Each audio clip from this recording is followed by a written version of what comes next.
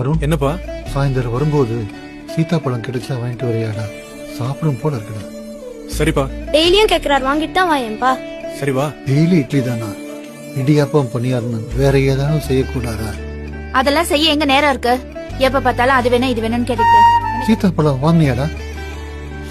சரிப்பா, மறந்துட்டேன். என்னங்க, உங்க அப்பா இன்னைக்கு சாப்பாடு வேணான்ட்டாரு. கோவமா இருக்காரா? ரொம்ப. விடு, நாளைக்கு கன்வின்ஸ் பண்ணிக்கலாம். எப்படியாவது கன்வின்ஸ் பண்ணிடணும், சரியா? சரி, லஞ்ச் நான் பிரியாணி ரொம்ப விரும்பி சாப்பிடுவாரு. மீன் குழம்பு நல்லா காரமா வச்சு கொடுத்தா வெளுத்து கட்டுவாரு. குழம்பு சரியில்லைன்னா தட்டை தூக்கி வீசிடுவாரு. மீன் குழம்பு உங்க அம்மா விட நான் நல்லா வைப்பேன். அப்புறம் தயிர் சாதம், மோர் மிளகா, ஸ்வீட்னா ஜாங்கிரி, சக்கரை பொங்கல்,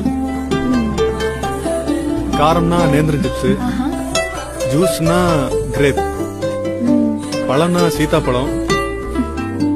சாப்பாடு திருப்தியா இருந்தா ஒரு பீடா சாப்பிடுவாரு. அம்மா பெர்மிஷனோட ஒரு தம் அடிப்பாரு.